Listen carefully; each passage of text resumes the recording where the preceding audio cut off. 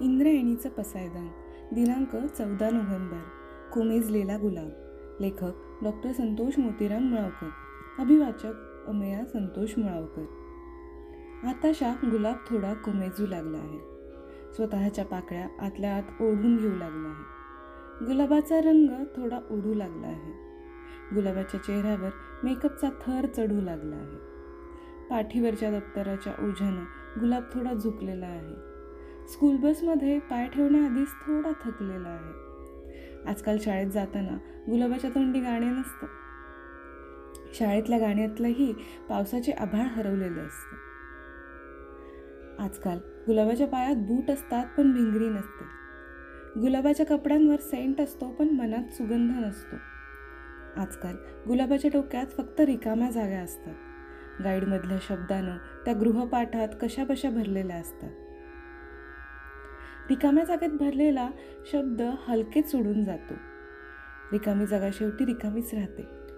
ही रिकामी जागा गुलाबाला निकामी करते. निकाम्या जागेच्या निकाम्या धास्तीनं गुलाब पुन्हा गाईडशी जोडी लावतो. ही जोडी योग्य नसतेच. लागलेल्या जोडीकडे पाहत गुलाब स्तंभासारखा उभा राहतो. राष्ट्राचा उद्याचा आधारस्तंभ आधीच निराधार झालेला असतो. निराधार झालेला गुलाब चुकीला बरोबरचा आधार आणि बरोबरला चुकीचा आधार देतो. हे असं का घडतं याचं शास्त्रीय कारण गुलाबाला माहीत नसतं. गाईडमधल्या कारणात मान्यताप्राप्त अशास्त्रीयता असते. उत्तरसूचीतल्या गुणदान योजनेत अशास्त्रीयतेला पैकीच्या पैकी गुण द्यायला सांगितलेले असतात. गुलाबाच्या डोक्यात इतरांनी लादलेला विचार असतो. गुलाबाच्या मनातला सुगंध उडून गेलेला असतो. गुलाब गातो त्या कवितेत काव्य नसते. गुलाब ऐकतो त्या कथेत गोष्ट नसते. गुलाब सांगतो त्या विनोदात गंमत नसते. गुलाब शिकतो त्या पाठात धडा नसतो. गुलाब सोडवतो त्या गणिताला उत्तरच नसतं. गुलाब शिकतो त्या शाळेत मळाच नसतो. ह्या मळ्यात रिकाम्या जागाच जागा असतात. ह्या रिकाम्या जागा भरण्यासाठी गुलाब इथं आणून लावला जातो. एका रिकाम्या जागेतून दुसऱ्या रिकाम्या जागेत गुलाबाचा प्रवास चाललेला असतो.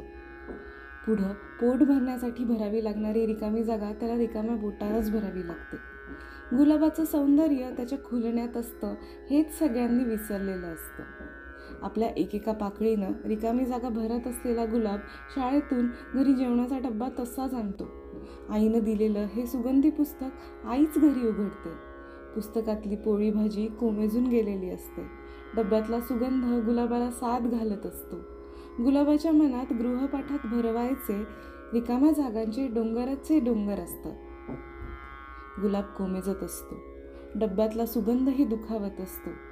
आजच्या बालक दिनीसुद्धा हे घडत असतं.